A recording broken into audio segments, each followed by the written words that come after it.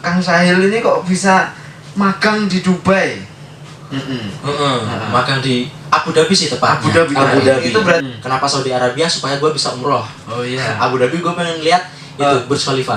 Burj Khalifa. Pribumi sedikit, tapi sekali ketemu cakep banget. Masya Allah, cakep sekali itu. Dia itu pakai apa namanya? Ya Bibi come to Dubai pakai apa ya? Come to Dubai. Iya.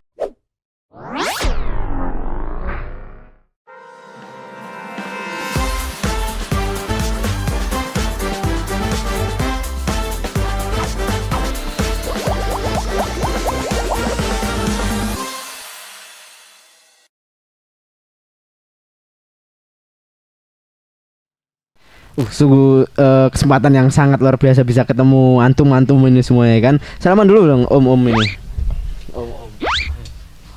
Oke, belum ku buka ini ya. Selamat datang di podcast paling bergengsi kita pada tahun ini yang di dalamnya tetap menanamkan jiwa-jiwa keikhlasan, kesederhanaan, berdikari, ukhuwah Islamiyah dan yang paling penting ini adalah kebebasan bro, bebas dalam berpikir ya kan, bukan bebas dalam ya yang aneh-aneh gitu. Kadang orang mikir tuh kebebasan itu ya sekarepe dhewe gitu. Oh, sekarepe dhewe ya. Itu orang yang ditelan mentah-mentah gitu. Menelan tapi di sini kebebasan di sini bebas dengan teratur gitu kan. Siap, bagus. Gitu. Betul sekali. Bebas yang teratur, bebas yang terarah, bebas yang kita bebas berkreativitas lah pokoknya. Dan di sini ada wadahnya ini. Komunika tim ini, Komunika Raya. Mantap. Tim Komunika ini sangat luar biasa. Ini harus dilanjutkan ya. Applause. Oke. Kayak film yang sudah kita tonton, jangan berhenti di sini. Jadi harus dilanjutkan. Bersambung. Kau belum nonton? Ya makanya jangan berhenti. Nonton lagi. Oke. Yang ini nggak sih duit 5.000-an nggak sih? Apa? Ini udah duitku aceng udah sampai mana? Tahu nggak?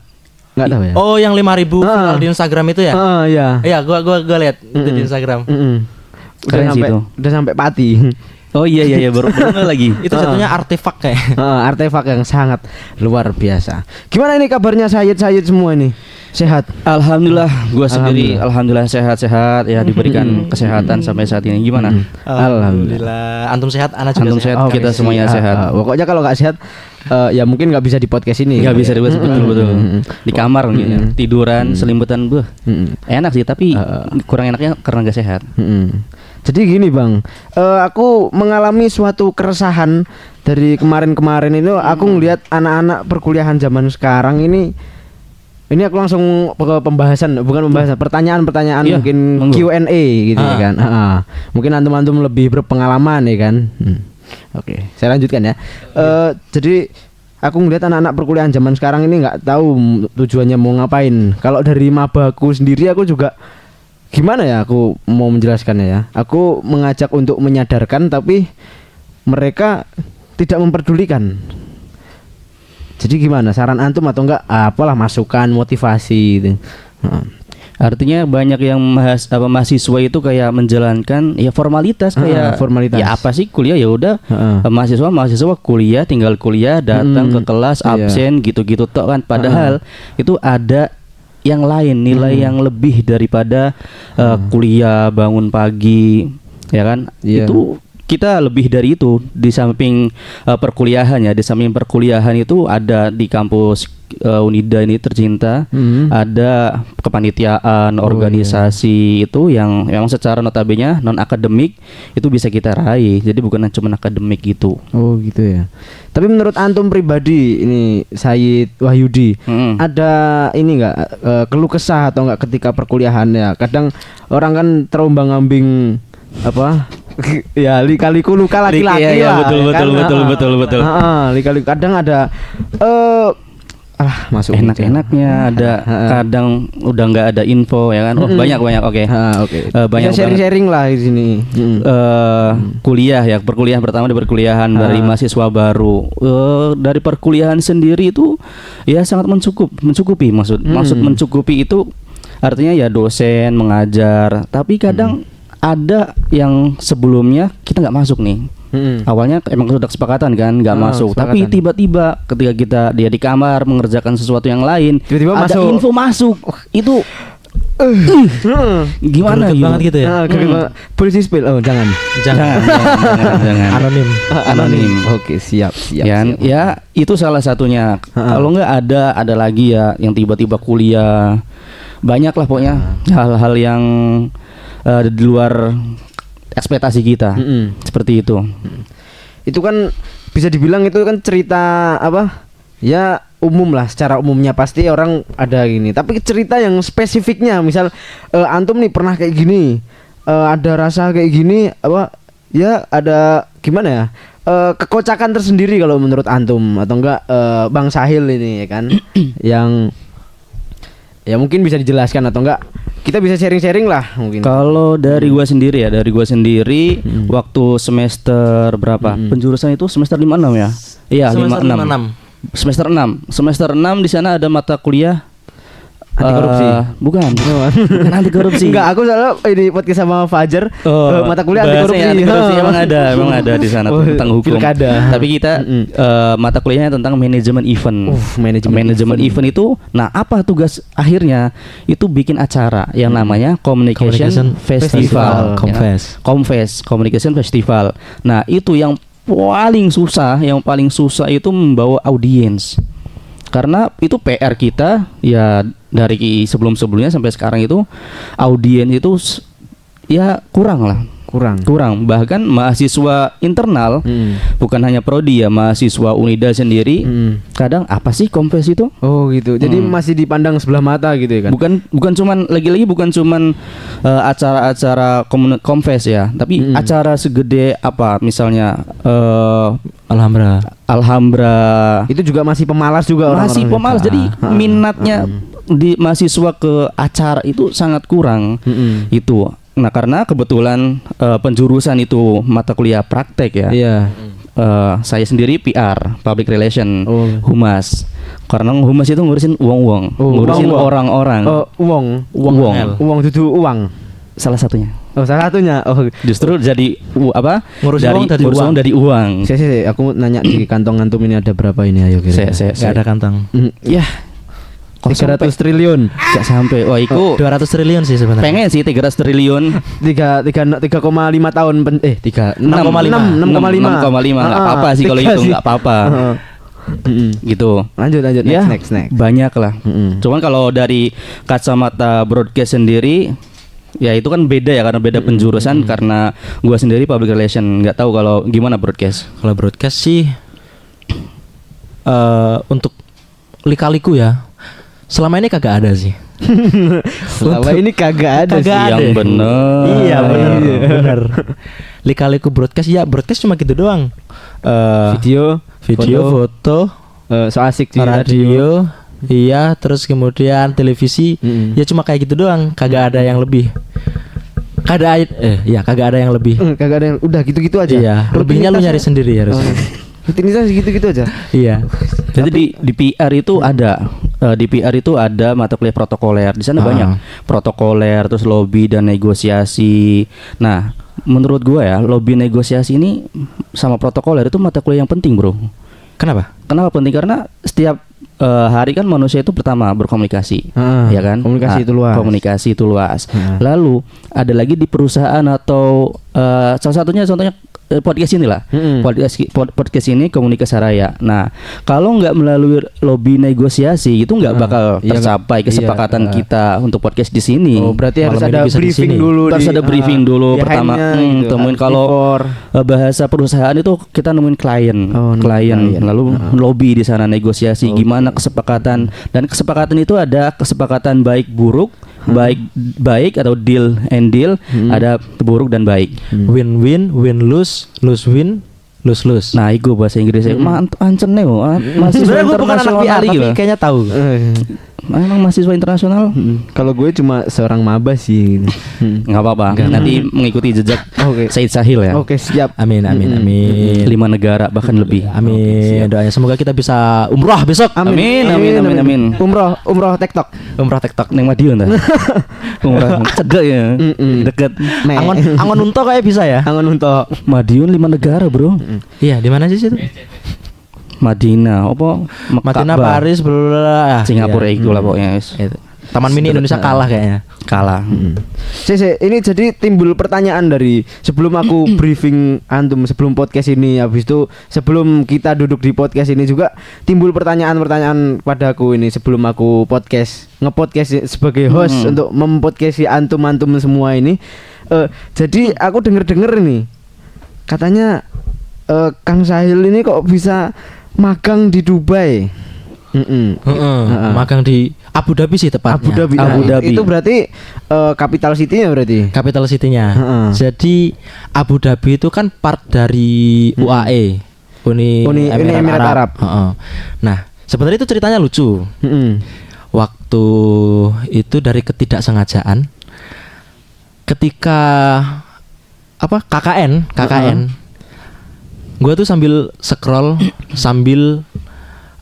di kamar mandi scroll nyari ide muncul itu di kamar mandi ya bener ya itu iya melalui itu. Nah scroll terus kemudian masuklah di FYP TikTok gua internship in Australia, kalau nggak gitu internship in Malaysia. Ya kayaknya ini menarik, cobalah terus nyari lah di Google, di YouTube. Beberapa orang itu ada yang magang di Kedutaan Besar Indonesia yang ada di London. Terus kemudian ada juga yang di Singapura. Dan setelah gua cek di website Kemlunya, itu emang ada internship, jadi program magang gitu. Nah,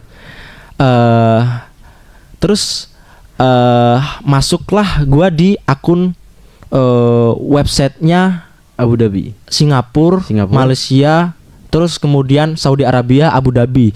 Kenapa Saudi Arabia? Supaya gue bisa umroh. Oh iya. Abu Dhabi gue pengen lihat itu Burj Khalifa. Burj Khalifa. Oh iya. Burj Khalifa.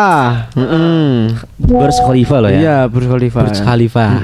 Berarti pada tadi ya itu milihnya tadi ada 4 opsi gitu kan? 4 opsi sebenarnya. Nah, sebelum itu sebenarnya gue juga nggak ada kepikiran, itu spontan gitu loh. Ini kayak asik sih. Kayaknya asik. Kayaknya scroll. Ini lumayan. ada info. Coba-coba siapa tahu berhadiah gitu ya. Awalnya coba-coba. Tapi kok ketagihan. Habis ini kesana lagi nih. Semoga. Nah, infonya dari situ sih sebenarnya. Berarti dari emang coba-coba. Tapi alhamdulillah hoki. Iya, beruntung. Alhamdulillah diberikan kesempatan. Ya kan emang kesempatan nggak datang 2 kali. Betul. Tapi kesempatan datang kepada orang yang nggak pernah berhenti untuk mencoba. Mantap. Asik. Mew. Keren kali ya tuh. Jadi kalau ini Said Wahyudi, Kang Wahyudi ini, kan ya bisa dibilang istilah magang ya di sini-sini aja kan. Kalah gengsinya berarti. Kalah gengsi. Walaupun ya di bukan apa-apa, masih orang sepele juga. Cinta tanah air. Ya magang ya. Magang.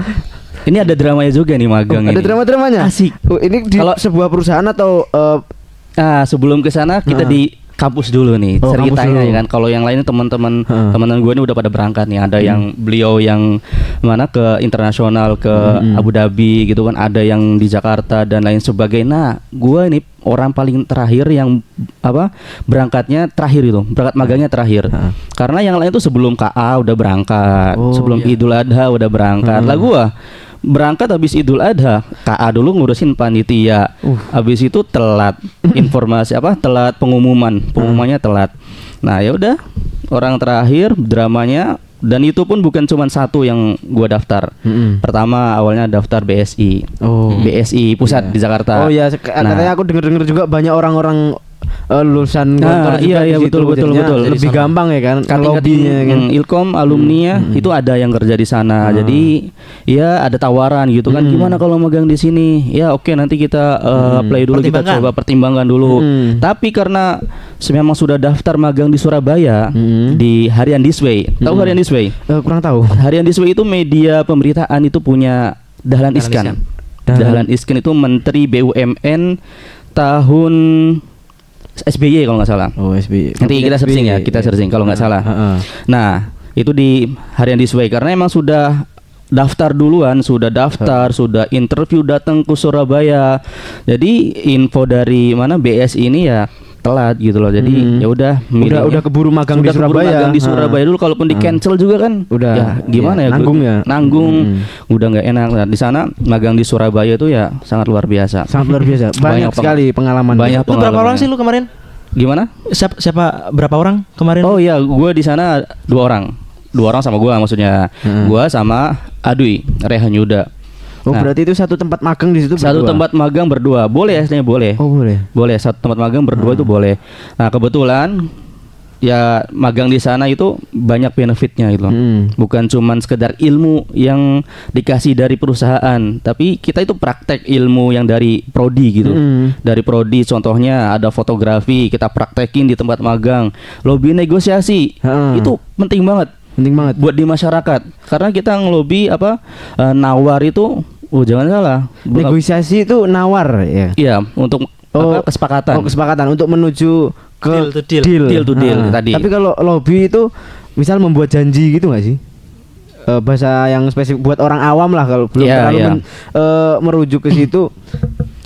Lobby itu tadi apa kira-kira? Lobby itu buat apa ya? Untuk mencapai sebuah kesepakatan seperti itulah. Berarti sejenis negosiasi. Tapi hampir sama. Tapi ada perbedaan nih. Ada perbedaannya. Perbedaan apa?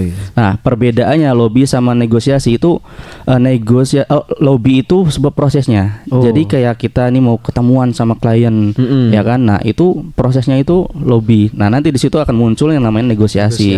Ketika kita kayak gini nih udah tatapan, itu namanya negosiasi. Oh, gitu ya. Gitu. Habis itu antum ketika di Surabaya, antum orang mana sih aslinya? Gua aslinya Indramayu, Jawa Barat. Oh, Jawa Barat. Jangan ditanya bahasanya. Well. Nyongkon Sira Indramayu. Kalau gue sih orang anak Jabu. Apa tuh? Mana tuh? Jabodetabek. Ya bener. Lo gue kan. Berarti antum ketika di Surabaya itu tempat tinggal tempat tinggal di Surabaya itu kita nyari ngekos. Awalnya karena emang Adui itu kan udah berangkat duluan kan. Dia udah berangkat itu dari sebelum KA. Oh, berarti dia udah dapat kos di situ sebelum KA. Dia berangkat sebelum KA. Jadi dia udah nyari kos-kosan di sana. Jadi udah ada tempat tinggal gitu kan. Berarti antum tinggal nebeng dulu. Awalnya nebeng, cuman karena beban umat ini dikit-dikit lah. Enggak apa-apa. Melobi ya kan, dapat kamar. Nah, di sana bareng kan sama Adui sekamar, cuman ya karena kamarnya cukup buat 1 orang ya kan. Akhirnya ya udah gua nyari kosan lain yang nggak jauh dari kantor gitu lah. Kebetulan kantornya itu kan di depan ini kantor bupati gitu. Tengah-tengah, pokoknya di tengah-tengah di situ. Jadi nggak jauh-jauh. Nah, di kotanya berarti. Di kotanya, benar-benar di kotanya, pusat kota. Di sana. Yang ngekos, makan, ngekos sendiri. Ya pengeluarannya kayaknya lebih banyak daripada di sini. Kalau di sini kan makan ke matbah tinggal kepleset. It 2 orang. Oh iya. Ya kan? It 2 orang. 2 orang 3 orang. Ya, di sana. Di sana kita harus makan. Wah, gimana nih makan besok makan apa ini? Bingung budgetnya segini. Wah, udah puasa aja. Survive banget ya lu. Survive banget. Bener-bener survive. Berarti culture shock gitu. Apalagi kan gue bukan orang-orang Jawa sekitar sini kan, orang Indramayu. Di Jawa Timur cuma berapa tahun? Baru 5 tahunan. 6 gitu. Itu pun masih di pondok, masih di lingkup pondok, belum di Surabaya. Gitu. Tapi ketika di Surabaya antum mendapatkan sebuah gimana ya bahasanya? Komunikasi antar budaya, misalnya antum kan orang Indramayu, ada orang Surabaya. Woi, iki piro regane tit gitu kan. Banyak. Piro regane gitu. Banyak. Surabaya sama sampingnya Surabaya itu Madura, Sidoarjo. Itu kan kalau bahasa kan dibilang ya mungkin itu bahasa keseharian mereka, tapi kalau di orang awam itu menganggap sebuah bahasa yang kasar. Itu panggilan akrab itu sebenarnya. Emang akrab itu juga. Ya, besti. Ya ndelokok bareng guyon ngono. Lah kowe napo? Kan itu. Kowe ngaput Nah. jangan disepil. ditiru ya. Jangan ditiru ya. Adegan profesional. Memang itu bahasa keseharian mereka gitu kan di sana di Surabaya. Culture-nya. Dan di Madura tuh bahasanya beda sendiri. Jadi tetap bahasa Jawa. Ada yang memang bahasa Jawa tapi logatnya itu logat seperti Logat Madura. Madura, iya. Madura. Nggak bisa contohin karena bukan orang Madura, orang Indramayu. Lek disuruh ngomong kawan sira ya aku wani. Kon sira lak kowe tekan ndi? Nyong, oh kawan, Annyeonghaseyo. Annyeonghaseyo. Samida. Amstamida. Indramayu juga bisa internasional ya. Annyeonghaseyo. Annyeonghaseyo, nyong. Oh, nyong. Nyong. Gitu. Banyak culture shocknya apalagi kebetulan di harian di Sway itu kan banyak orang-orang Cina di sana. Oh, Cina. Iya, Chinese gitu. Banyak orang-orang Cina gitu kan, dan ya mereka juga ketika gue liputan, juga ada beberapa momen di sana mereka tuh mengobrol dengan bahasa Cina-nya masing-masing dengan bahasa Cina. Langsung cece lah. Ya kayak gitulah. Berarti lu sedikit-sedikit belajar ya? Wah, aku nggak bisa CC. ngimbangin. CC itu apa? CC itu artinya terima kasih. Oke. Satu murfadat doang. Lumayan. Internasional, Bro. Cina. Sukio. Banyak orang. Ya culture shocknya memang benar-benar kalau nggak nyiapin ya itu kayak tadi. Apalagi UMR-nya juga kan lumayan. Surabaya lumayan. Oh, lumayan. Jadi kita harus sebelum magang itu kalau bisa usahakan pikir panjang. Jadi kalau kita misal magang di mana gitu kan, nah kira-kira apakah di sana ada saudara, keluarga, teman, atau memang nanti kita survive di sana sendirian. Kalau survive biar gampang gitu. Biar gampang. Nanti makannya kayak gimana, terus perjalanan yang paling boros ya. Gue itu yang paling boros tuh makan. Bukan perjalanan bensin. Oh, berarti karena itu dari sini ke sono naik motor sendiri berarti? Iya, naik motor. Biar gampang ya kemana? Biar gampang kemana? Karena liputan kan kebetulan karena gue itu ngambilnya fotografi jurnalistik. Tapi lu anak PR. Iya, tapi gue anak PR. Di balik fotografi jurnalistik itu kita ada full skill berarti nilai-nilai. Masya Allah. Didikannya beliau. Siapa sih wanita yang nggak kelepek-kelepek sama? Aduh, kebelet. Wanita mana yang melukai muka? Enggak, cuma satu aja. Satu aja. Nah gitu. Jadi tadi harus banyak, walaupun fotografi jurnalistik ya kan, tapi di balik itu ada nilai PR-nya. Kita ketemu sama masyarakat langsung karena di sana liputan. Jadi liputan itu kita liputan foto, banyak wartawan, banyak ya media-media besar. Ya gitu kan. Kita harus siap-siap nih, harus bersaing. Bersaingnya tentunya bersaing positif. Kita harus ngambil angle atau foto yang pas buat diberitain. Itu pengalamannya ya lumayan lah di sana. Beberapa budaya, apalagi anak baru kan, belum tahu gimana nih liputan fotografi jurnalistik, belum pernah terjun ke lapangan. Tiba-tiba badan mereka gede-gede, orangnya gede-gede. Ya kalau nggak badannya gede, bisa kesenggol kayaknya. Jadi nggak dapat momen. Berarti lu banyak banget interaksi sama orang-orang di sono, orang kantor ataupun orang-orang di luar gitu ya? Iya, lumayan. Tapi kalau gua di Abu Dhabi, gua banyak berinteraksi sama orang-orang KBRI, terus orang-orang di luar juga. KBRI apa KBRI? Kedutaan Besar Republik Indonesia. Nah gitu. Tapi alumni Gontornya banyak yang berceceran di sana. Ada, Masya Allah. Ada 5 kalau nggak salah di sana. Ada 5. Bahasanya juga itu gimana kabarnya? Kaifa haluka gitu. Enggak sih. Enggak. Bahasa Indonesia aja. Bahasa Indonesia aja. Sesama staf tuh bahasa Indonesia aja. Tapi kalau masalah bahasa Arab yang antum pelajari di sini, kira-kira ada terpakai atau tidak? Oh, Masya Allah sangat terpakai sekali. Terus Kif halik, terus kemudian ya Assalamualaikum, bahasa Arab juga. Bahasa Arab. Waalaikumsalam warahmatullahi wabarakatuh. Saya pun bisa. Ya begitu. Jadi karena mayoritas di sana itu pendatang, cuma 20% kalau nggak salah orang yang asli dari Uni Emirat Arab. Sisanya 80% itu adalah orang pendatang. Oh, pendatang. Dari Nepal, India, Bangladesh, Egypt, dan masih banyak lagi. Nah, bahasa yang digunakan di sana itu adalah bahasa Inggris sesuai dengan aksen mereka dan dialek mereka masing-masing. Iya begitu. Antum bisa bahasa Inggris tapi nggak bisa. Arab itu ya gimana gitu. Jadi ada suatu momen gue ketemu sama orang Nepal. Huruf itu jadi O, what you doing gitu. Ya kayak orang India gitu. What you doing? I wanna buy something gitu. Terus kayak gitu. Asik ya. Aku ra mudeng bahasamu. Ya itu budaya-budaya mereka kayak jadi budaya yang ada di Abu Dhabi, Uni Emirat Arab itu udah bercampur aduk. Ada budaya Asia, bukan budaya Barat sih, budaya Timur Tengah, budaya Asia Timur itu kayak menjadi satu, bukan ngeblend. Banyak di sana dijumpai. Tapi pribumi sendiri dikit ya di situ malah. Pribumi sedikit, tapi sekali ketemu cakep banget. Masya Allah, tabarakallah. Sekalinya ketemu Dia itu pakai apa Ya, namanya? ya, Yali Habibi, come to Dubai pakai abaya kayak come to gitu. Dubai. Iya. nggak dibungkus satu. Sebenarnya gue mau kasih ke kalian satu-satu, tapi kayaknya bagasi nggak cukup. Berat ya. Ini sama kayak yang di Surabaya nih. Karena ya di Surabaya juga sama, di kota-kota, karena di kota besar kan, Surabaya kota besar kan. Jadi memang penduduknya itu nggak semuanya pribumi gitu. Artinya kan dari Madura kerja di Surabaya, yang dari Sidoarjo itu merapat ke Surabaya, bahkan dari luar negeri, dari Cina pun ada yang di Surabaya yang juga. di Surabaya juga kerja di Surabaya. Jadi memang budaya di sana ya campur gitu. Tapi memang Surabaya kerennya masih bisa mempertahankan budayanya dengan ciri khasnya. Oke. Nah, itunya Itu emang harus dilestarikan ya. Harus dilestarikan ya. Kata-kata kota kita. Harus go internasional sih itu katanya. Soalnya itu udah mendarah daging nih buat orang-orang mereka itu, orang-orang sana itu. Mengalir di nadi-nadi ini ya. Mengalir di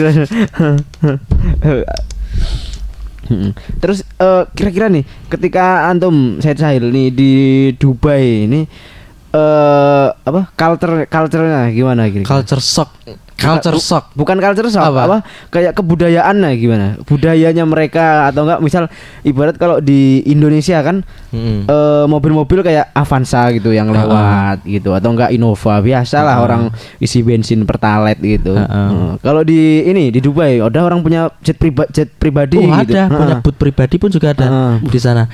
Jadi gara-gara saking kayanya negara itu, sampai bingung mau di sampai mana. bingung. Jalan raya itu nggak ada sepeda motor. Jalan raya itu full semuanya full mobil. Itu pun mobilnya Porsche. Iya.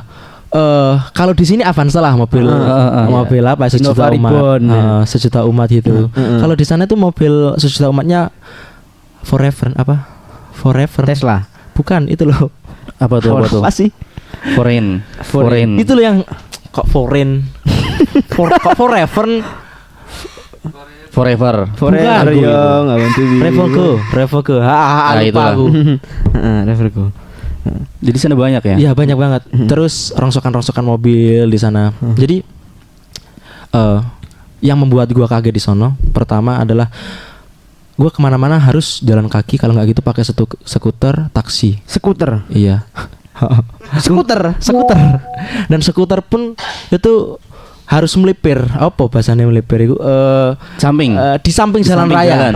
Enggak boleh di jalan raya. Kalau jalan raya ya ketenggel mobil. Skuter lipat gitu ya. Skuter lipat bisa dilipat. Oh, berarti antum dari tempat tinggal naik pakai skuter gitu, habis itu ke kantor dilipat lagi. Enggak dilipat. Enggak dilipat. Digeletain di depan. Digeletakin aja, dijagang, minggir. Oh, gitu. Iya dah digeletain di depan gitu. Iya, digeletain. Ya ada parkirane di kantor. Kukira masa iya di kukira jenis negara gede, negara kaya gitu, skuter asal taruh. Aman ya di sana, aman ya. Enggak ada kriminalitas sedikit atau memang bagaimana menurut antum? Apa ya, kalau kriminalitas sih di sana itu ada pasti ada ya, nggak bisa dipungkiri. Tetapi mungkin gara-gara posisinya gua sebagai mahasiswa magang yang cuma 2 bulan di sono, gua kurang mengikuti perkembangan. Karena di sana itu ada, kalau nggak salah bagian persnya jadi negara kan, negara yang dipimpin oleh raja. Itu Dubai itu dipimpin oleh raja. Iya, Uni Emirat Arab itu. Nah, ada regulasi berita itu, mana berita yang bisa masuk, mana berita yang harus disingkirkan, mana yang bisa dipublikasikan dan mana yang nggak bisa dipublish. Kayak berarti gitu. memang berita itu dipilih-pilih gitu. Iya, jadi nggak semuanya berita itu masuk dan bisa di. Berarti mereka bagus menjaga internalnya mereka. Iya, benar. Dan kalau kejahatan di sini kan kita pakai hukum apa namanya, undang-undang dasar yang itu bersumber dari Pancasila, apa itu de facto dan apa sih de jure. Ya itu. ya hukum Indonesia punya Hukum sendiri. Kalau di Indonesia. sana kan menganut hukum syariat Islam dan syariat Islam. konsekuensinya jelas lebih mantep lagi. Iya. Orang korupsi 300 triliun korok Langsung tanggal dasi kayak gitu. Kan jadi orang mikir-mikir lagi kalau mau korupsi gitu. Mau korupsi. Enggak di sini ya. Di sini Konohagakure Kono harga kures. 6 tahun Aduh, 6 700. tahun, 6,5 tahun. Aku kayak gitu aja lah. Kaya Banyak raya aku. Berita-berita kayak gitu kan yang jelasin tentang ya korupsi di Indonesia. Nah, kebetulan karena Harian di Sway ini kan Harian di Sway itu media pemberitaan ya kan, ada Iya. ekoran. Nah, beliau foundernya itu Pak Dahlan Iskan itu sering banget nulis. Biasanya terbitnya kalau nggak sebelum subuh itu habis subuh. Nanti bisa dicek di websitenya Harian di Sway. Tulisan beliau itu sangat luar biasa. Jadi isinya itu membahas tentang ya problematika atau hal-hal yang hangat lah gitu. Jadi bahasanya itu bahasa pulen bahasanya itu. Bahasa pulen. Pulen itu apa ya? Bahasa halus Sama enak dicermati, gampang enak. dipahami. Gampang dipahami. Nah, di situ karena keinginan beliau buat meneruskan nilai apa namanya jurnalis gitu kan, makanya Harian di Sway ini ada.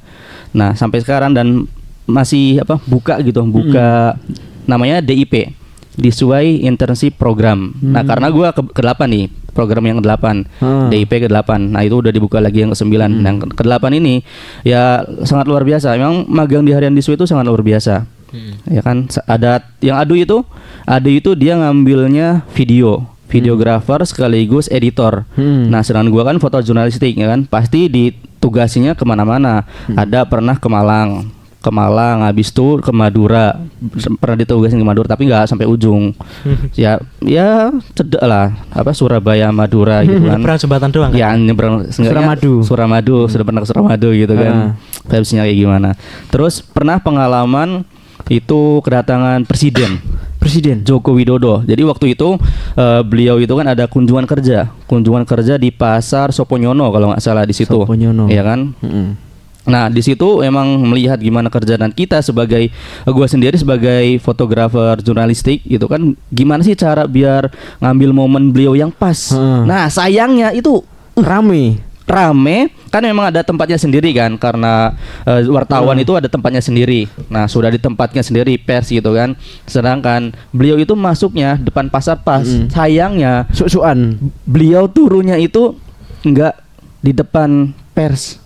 Jadi lewat mobil pintu samping gitu loh. Nah, jadi kan kita mau foto gimana?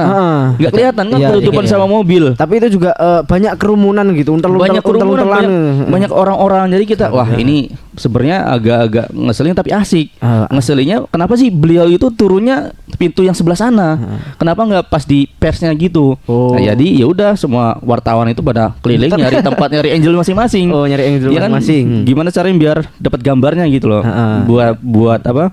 Biar nggak dapat kena mobilnya atau lainnya gitu. Lumayan asik di sana. Tapi ngomong-ngomong, lu ketemu Pak Jokowi di Surabaya. Yoi. Gua ketemu Pak Jokowi sekaligus menteri-menterinya di Abu Dhabi. Mantap. Kelas bro, menyala bangku. Emang sih. Jadi ada momen kunjungan negara kan di sana. Pak Jokowi juga. Iya, Pak Jokowi juga. Menteri-menterinya. Pak Jokowi, Pak Erik, terus Bu Retno, Pak RT, Pak RT, Pak RW, Pak Kades, semua warga-warganya. Iya. Warga sipil ini. Ada 5 menteri kalau nggak salah lagi kunjungan kerja di sono. Jadi bahas investasi ke depannya gitu. Nah, ini salah satu hal yang baru sih kalau menurut gua. Jadi di situ Pak Jokowi itu apa ya? Mengunjungi, mengkritisi Pak Jokowi. Bukan.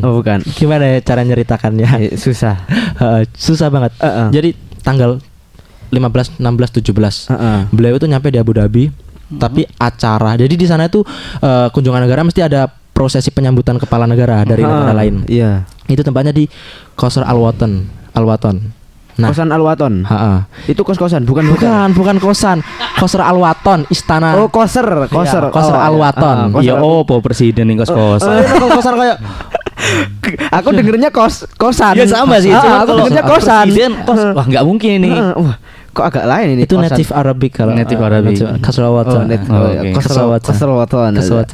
Lahjah Arab. Lazar. Heeh. Jadi beliau itu pertama kalau nggak salah ngirimnya di Emirate Palace. Emirate Palace itu tempat syutingnya Fast and Furious 7 kalau nggak salah. Iya, yang pindah-pindah gedung itu.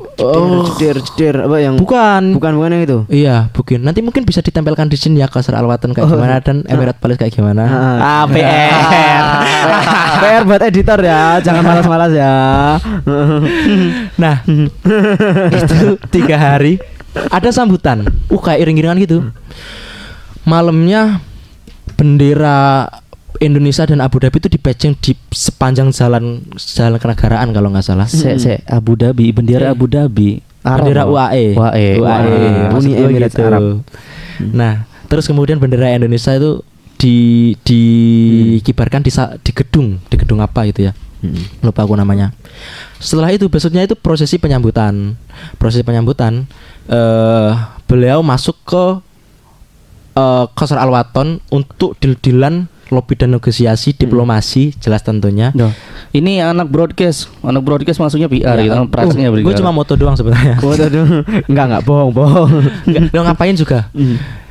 Ya cuma ngefoto doang. Itu urusan mereka, urusan Barangkali negara. antum yang nyediain minum gitu kan. lobby Pak Jokowinya gitu kan. Gitu. Monggo diunjuk kaya petak. Ya betul. Dia orang Jawa lagi paham lah pasti bahasa. Iya, Jawa halus ya Solo. Nah, itu kunjungan 3 hari. Nah, ada beberapa kesepakatan yang telah didapat dari diplomasi itu. Salah satunya investasi tenaga terbarukan untuk IKN kalau nggak salah waktu itu. Nah, itu Pak Jokowi kan lu di Surabaya, gua di sono, terus ketemu sama menteri-menteri. Mereka itu sholat di Masjid Jokowi. Kalau di Indonesia kan betul, ada betul, namanya betul. masjid di Solo itu apa namanya? Syekh Zayed. Syekh Zayed, iya betul. Masjid Syekh Zayed.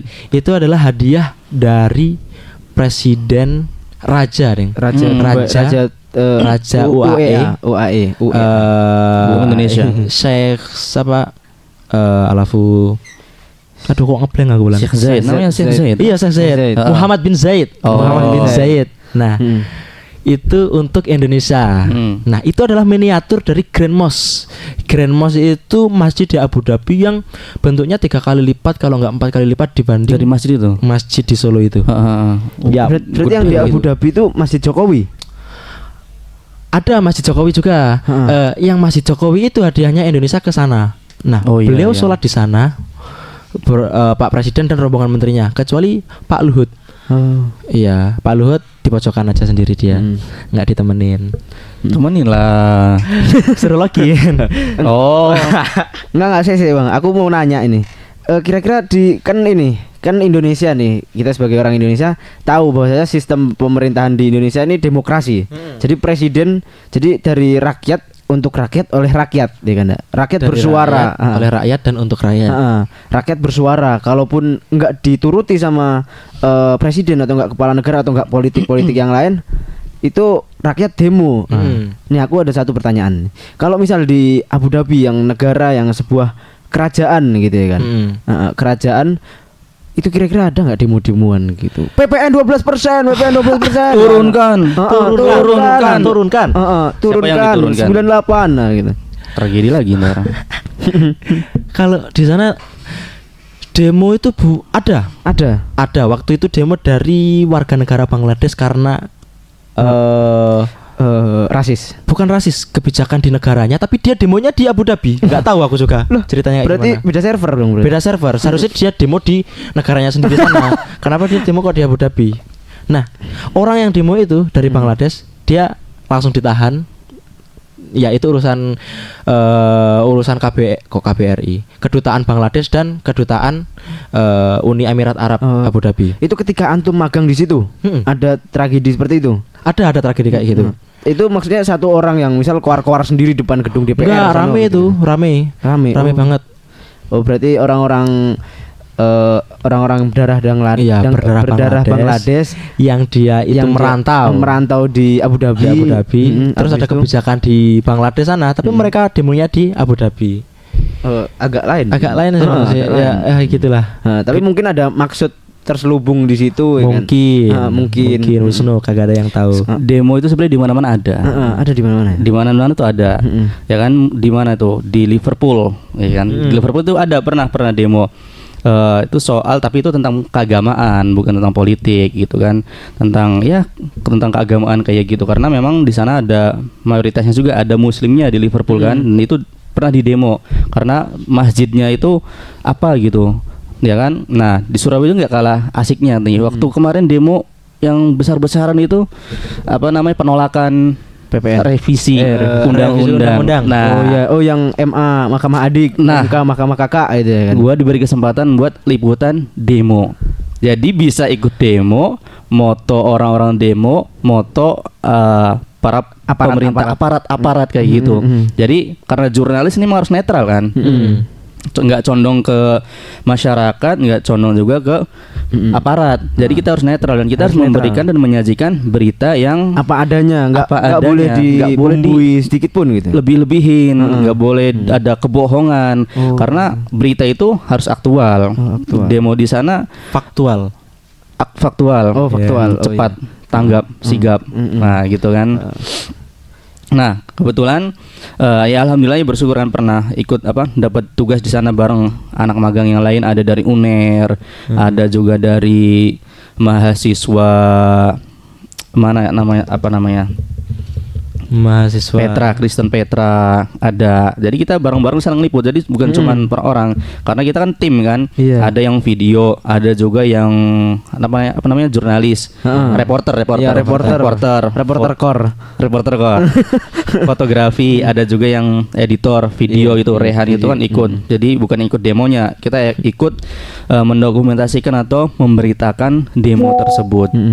Gitu, sangat asik. Jadi kita mau ikut demo nggak boleh sama kampus. Ya kan? Kita ikut demo ini nggak boleh sama kampus. Tapi kalaupun kita cuma sebagai seorang fotografer di dalam demo tersebut, bertugas, karena kita bertugas bukan, dan bertugas pun kita nggak ikut demo. Iya, nggak ikut demo. Boy, kalau ikut demo ya, kita itu harus bener siap-siap badan, belum ini kalau rusuh. Pokoknya jangan sampai jatuh ketika demo. Ini bukan tips buat ikut demo ya. Ini ketika liputan. Disclaimer dulu. Nanti takutnya ada orang-orang yang sengaja mau potong kan. Banyak netizen ada video dipotong-potong. Habis itu dikasih watermark judul lagi. Parah emang. Disclaimer dulu, kita bukan ikut demo tapi kebetulan dapat tugas buat liputan, mendokumentasikan demonstrasi di DPRD Jawa Timur, Provinsi Jawa Timur. Semua mahasiswa itu aliansi mahasiswa Jawa Timur Surabaya itu berkumpul sekurang lebih 1000-an berapa gitu kan. Banyak lah, mulai dari kampus-kampus di Surabaya, di Madura, Sidoarjo, itu kumpul semuanya di situ demonstrasi. Akhirnya demonstrasi yang kita inginkan itu yang seperti di Surabaya. Kenapa gue bilang yang diinginkan? Karena minimnya kerucuhan. Beda sama yang di pusat mungkin. Yang di sana ada yang bakar ban, ada yang bakar mobil, ricu banget ya kan. Chaos, namanya chaos ya kan. Chaos. Bahkan aparat sama mahasiswa itu, masyarakat berkelahi ada. Nah di sana ya memang ada, nggak terlalu chaos, ada masalah ya kan. Karena ya biasalah, ada orang-orang yang mantik, lempar botol, semuanya emosional naik ya kan. Cuman beruntungnya nggak ada korban, dan memang nggak chaos kayak di Jakarta yang di pusat. Nah demo yang di Surabaya ini itu deal to deal, artinya mahasiswa itu memang benar ingin bertemu dengan ketuanya, ketua dari DPRD ini. Jadi baik-baik gitu. Iya, baik-baik datangin. Ayo datang ke sini, kita ngobrolin gitu. Ngobrolnya pun di umum, bukan di ruangan. Jadi cuman minta persetujuan bahwasanya ketua DPRD itu harus setuju gitu apa yang disuarakan oleh mahasiswa, dan ya besok nggak ada korban, akhirnya deal to deal. Oh, berarti seorang kepala DPR gitu ya, ngomong sama mahasiswa langsung. Mahasiswanya ini segerombolan gitu langsung, "Woi Pak, turunkan pajak 12% gitu." Oh, itu pasti ada ya, pasti ada yang atau enggak langsung misal jagoannya satu orang atau enggak pentolannya nah, gitu. Biasanya demonstrasi itu ada orang yang kayak pentolannya lah. Karena kalau nggak ada pentolannya, wah bakal ricu itu. Pentolannya yang orasi-orasi itu kan dia. Nah, yang orasi itu. Nah, kalau orasi ini nggak bener, malah bikin caruk maruk ya kan. Nah, itu bahaya. Nah, ya pinter-pinternya di orang yang orasi ini harus bawa ribuan mahasiswa ini harus tetap tetap nggak chaos gitu. Itu demonstrasi ya yang gue lihat ya kan, yang gue lihat secara langsung di waktu liputan tugas ketika magang di sana gitu.